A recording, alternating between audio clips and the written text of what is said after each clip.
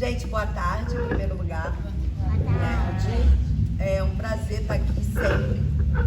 É um prazer sempre trazer, né, o jongo, mostrar o jongo dentro de uma casa de cultura de resistência dentro de São Paulo, uma das maiores cidades da América, né? E eu sou para quem não me conhece, eu sou a Josiara, polêmica, a que treta, que arruma aquelas... que coloca assuntos pertinentes dentro da roda, assuntos necessários. Sejam bem-vindos, podem chegar. Como hoje a roda de conversa não tem um assunto direcionado, eu vou aproveitar para falar de um assunto que está me incomodando. De assuntos suaves.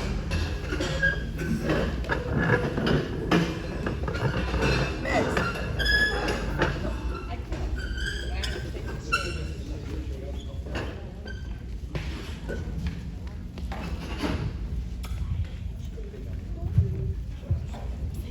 Já deu. É que a gente está numa batida de falas, de rodas muito grande e o microfone ajuda a gente, né? Abre mais aí, ó, vocês. Fui eu que fechei, queria dizer. Vai ter que abrir, senão tudo bem. Eu não vou me estender muito na roda de conversa, porque o propósito é o jongo, é o que está todo mundo... E eu não gosto muito de falação, eu faço na roda. Palavra convence, exemplo arrasta. Mas tem assuntos que a gente precisa falar. Pronto? Deu. Que são assuntos que a gente precisa falar. Primeiro, sobre a cultura popular. Sobre o jongo. Não é pessoal, gente. É sobre fatos que estão acontecendo. Sobre o embranquecimento da cultura. Eu estou muito incomodada. Eu estou incomodada num grau que... eu estou triste. Eu cheguei a chorar com o que eu vi. Eu vi uma certa organização grande que contrata a cultura popular e que paga bem, Tem 4 dedos. mas que não chega na gente. Sim. Pode falar? 4. 4 dígitos? Letras. 4 dígitos. Tem 5 também. Esses são os pagamentos. Mas não chega na gente. Quando eu falo na gente, eu não estou falando nem de mim, gente. Porque o jongo, ele vem lá de trás. O jongo foi trazido no corpo por pessoas que não foram tratadas com carinho aqui, não. E para o jongo estar aqui hoje, esses que trouxeram no corpo lá atrás, eles sofreram muito. E eu vi pessoas que não têm embasamento, que não têm raiz, que não têm chão, ganhando o que são deles. E eu vi isso acontecer faz 2 dias. E eu fiquei muito... E aí ainda me perguntaram, e você não vai fazer nada? Você não vai falar? Na hora que eu vi, eu falei, olha, eu vou lá, vou perguntar o que é que eles estão fazendo. Porque além de fazer, ainda está fazendo de qualquer jeito. Eles não beberam água na fonte. Pegaram um videozinho aqui, outro ali, juntaram tudo, fizeram uma miscelânea, fizeram um combo de negócio que não dá nem para entender. Só que quem nunca viu, é aquilo lá. E não é feio não, gente, é um negócio bonito. Puro folclore, que não conta a nossa história. São pessoas que não contam a nossa história, mas que chegam em lugares que a gente não está chegando. E o que a gente pode fazer com isso? Sabe? Espaços como esse abrem a porta para a gente. Mas assim, vocês entendem que é uma pirâmide? Para a gente chegar aqui, tem mãe que teve que procurar com quem vai deixar filho para poder vir. Eu falei com o grupo há uma semana atrás, eu tive que ir atrás do transporte. Tem um cachê, mas o cachê não paga a alimentação, que não paga o transporte. e que a pessoa que sai de casa 10 horas da manhã para chegar no ponto, para chegar na outra cidade às 4, é uma pirâmide. Que nessas pessoas que eu vi fazendo, não tem essa preocupação. E aí eu queria dividir com vocês, e eu queria saber o retorno de vocês, o que vocês acham disso. Porque não pode ser só eu, não é possível que só eu estou incomodada. Não é possível. Não é possível que saiu uma lei LPG, a Lei Paulo Gustavo, que é para a cultura popular, para o audiovisual, a Lei Aldir Blanc, mas que não chega. Eu sou de Barra do Piraí, no interior do Rio de Janeiro, lá no cantinho, e eles não sabem escrever um projeto. Até quando?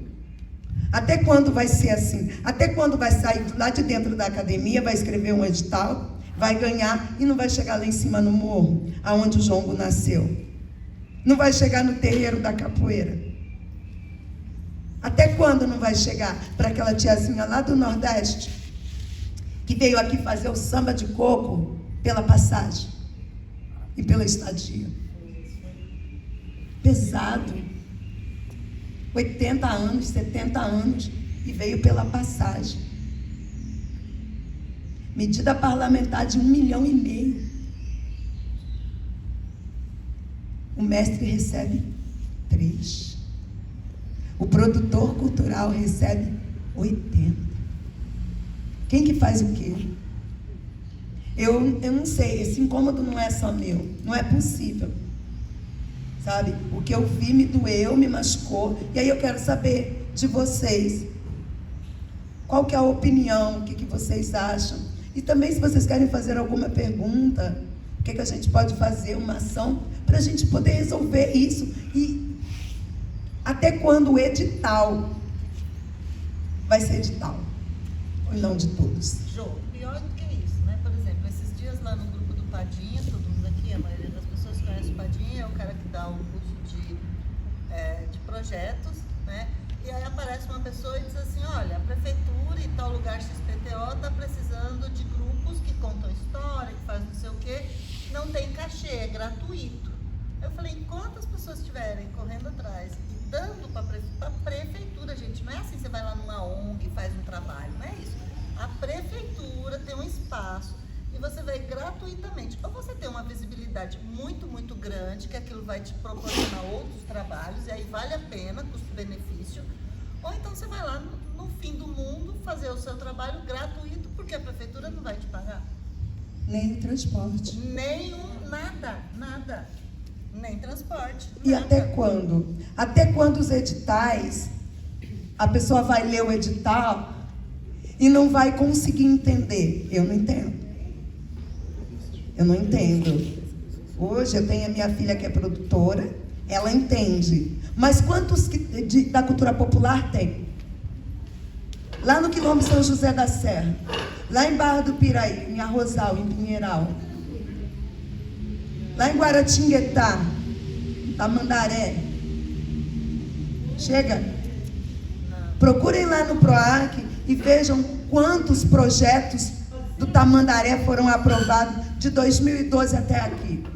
Quantos projetos o Tamandaré ganhou, escrito por eles, que não tem um produtor grande, pago, branco, de academia atrás, que pega uma grande porcentagem. Até quando? Eu vou deixar aqui o... Que horas são? Por favor. 4h20. Vou deixar o microfone aberto por 20 minutos para vocês fazerem perguntas. Nossa Senhora, que medo. Por 20 minutos para vocês fazerem perguntas, para depois a gente poder responder, para conseguir fazer a roda, porque senão até 4h40. Deixa a moça falar. Deixa. Só um minuto. Aí vocês levantem a mão, tá? Primeiro.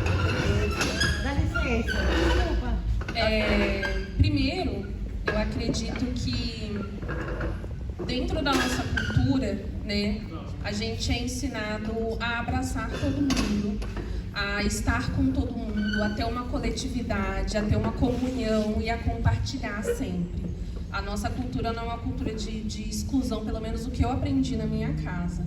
Apesar da sociedade nos excluir e nos colocarem à margem, nós fazemos muito contrário com a nossa cultura. A nossa cultura é de todo mundo, na nossa casa entra todo mundo, os nossos tambores, quem quiser tocar vai tocar, com respeito, claro. Então, a primeira coisa dentro de todo esse contexto que a gente pode fazer é cada um entender o seu lugar. Ai, eu, pessoa preta, não vou lá na tribo indígena, não vou lá aprender porque eu sou uma pessoa negra. Não, eu vou entender o meu lugar, eu vou entender de onde eu sou e eu vou lá e vou aprender e vou respeitar aquela cultura.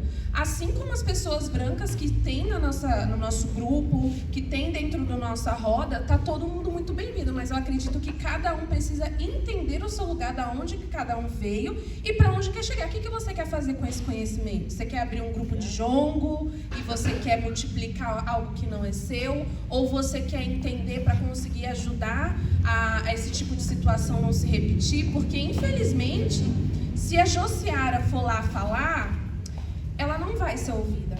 Vão fechar a porta para ela. Mas se a Beth, usando a saia, blusa do jongo, falar eu estou aqui, eu quero falar, aí a Beth eles vão ouvir. Então é cada um entender também qual é o seu papel e aonde você pode se encaixar. Mas é muito diferente do que algumas pessoas começam a confundir e achar que é tudo nosso. Não.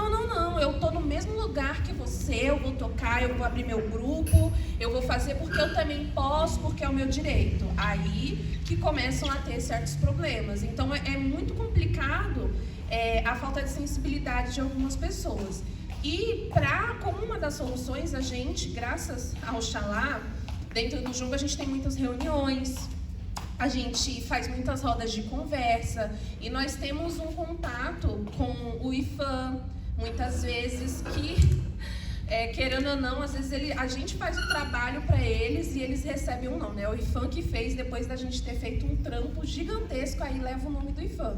Então eu acredito que nas nossas reuniões, nas nossas articulações, a gente pode falar, o meu nome não vai chegar, se eu for falar não, mas será que com o nome do IFAM, lá para aquela instituição que contratou, não vai ter um peso? Será que, às vezes, pensar numa fiscalização mesmo, sabe? Porque dentro do jongo a gente tem a cultura de, se você quer chegar, você tem que chegar com o mais velho. Você tem que ser amadrinhado, você tem que ser apadrinhado por alguém que já está antes de você. Você não pode chegar simplesmente, oi, tô aqui, vou fazer. Não, você tem que ter um mais velho. Então, a gente pode se articular, conversar com o IFAM e conversar com os outros mestres para mandar e-mail, marcar reunião entre essas instituições para cobrar algum direcionamento. Porque fica todo mundo assim, eu não gostei. Tá muito errado. Vai lá, fala, vai lá, briga, vai lá. Pra quê? Vai adiantar de que eu ir lá e falar, eu ir lá e gritar, me esgoelar? Não vai adiantar. Então a gente precisa ser estratégico e usar a nossa inteligência. Os nossos ancestrais escravizados eram tão inteligentes para conseguir sobreviver e em situações tão precárias, nós precisamos começar a ter estratégias também, continuar a ter estratégias. Então, para mim, seria utilizar outras pessoas, infelizmente, para chegar em locais que a porta ainda está fechada para a gente, porque se a gente for falar, vai ser fechado. E, inclusive, tem gente fazendo turnê mundial com grupo de jongo, entendeu? Sendo que a minha mãe, por exemplo, nunca saiu ali, Minha mãe, a gente já fica super orgulhoso. Nossa, Josiara, ela tá famosíssima. Ela foi convidada para ir para Brasília. Nossa família é do Rio de Janeiro. Nossa, a gente vai fazer jongo em Salvador, mas é pouco. É pouco. Tem gente indo para a Austrália, tem gente indo para os Estados Unidos, tem gente fazendo jongo na África, sem nunca ter pisado num quilombo. E não são os nossos. E não são os nossos. Tem gente fazendo turnê. E isso me remete muito à capoeira. Porque eu lembro de como eu era criança, teve uma ascensão da capoeira, que a capoeira estava saindo em filmes, sabe? Tinha gente fazendo turnê mundial, participando de várias coisas, e uma galera nada a ver. E aí esse movimento tá se repetindo com o jongo. E eu assim, quem são essas pessoas? Porque, querendo ou não, o jongo, ele é uma teia, né? A gente conhece os nossos. Então eu sei que fulano é da família de tal, a ciclano veio da onde, porque a gente se conhece, porque nós somos uma comunidade. E aí eu lembro disso com a capoeira quando eu era criança, todo mundo falando da capoeira, e filme com a capoeira, e vamos todo mundo, e festival. E eu, nossa, que legal. Mas peraí, quem é que tá fazendo? Quem é que tá ganhando, sabe? Os mestres lá estão morrendo sem ter nenhum plano de saúde, sem ter nenhuma situação boa ali para conseguir comer, e uma galera fazendo um turnê mundial. Ai, mas aí a gente vai conversar com os mestres e eles ainda têm a mentalidade: não, não é dinheiro, eu faço por amor, eu faço porque é minha cultura. E eu conversei hoje sobre isso. É a minha cultura, é por amor, mas tudo isso vale. E eu vivo numa sociedade que eu preciso de dinheiro para comer, eu preciso de dinheiro para trabalhar, eu preciso de dinheiro para tudo. Eu vim aqui, vou abrir minha boca e vou falar da minha família. Dinheiro é ouro, porque esse país foi construído em cima do ouro dos meus. Então hoje tudo que me oferecerem vai ser pouco. Então isso que me deixa indignada. Parece filha da Jussiara, não para de falar. Apresentei soluções. Caiu pertinho do pé. Não cai, não. Caiu. A pessoa não enxerga, gente. Ajuda que nós. A moça aqui. Não, eu botei, já tô arrumando um cabo maior. É que eu não enxergo. Já foi? Não foi, não? Tô falando. Você que pediu o microfone? É que eu sou novata. Eu só queria que a senhora resumisse o que seria jongo, porque... O que é o jongo? Sim. Traz de volta deles. Porque eu vim, lógico, por ter menos na internet, apesar que minha mãe é filha de santo, minha mãe é feia, candomblé, mas O jongo pra você... É uma palavra nova pra mim. Vamos lá. Perdão. Não! Não peça. É sobre isso que a gente está falando. Sobre a pessoa ver na internet e não sair replicando. Vim procurar. É sobre exatamente isso. Chega, me arrepia. Tá? Que você chegou agora e não ouviu o que eu falei antes. É vir na fonte. Quer saber o que é? Pelo amor de Deus, gente. Internet é terra de ninguém. Eu ouvi uma fala ontem, incrível. Ontem? Acho que foi ontem. E que eu fiquei, depois ficou reverberando dentro de mim, que não existem mais profissionais. Não existe mais advogado. Não existe mais engenheiro. Não existe mais professores. Só existem influenciadores digitais. Se você não tiver lá, o seu trabalho você não consegue passar. Esse olho a olho, né, amiga? A boca, você chegar lá e perguntar para a pessoa que é, o que é? Eu não sei. Eu não quero ler na internet. Ela fala isso.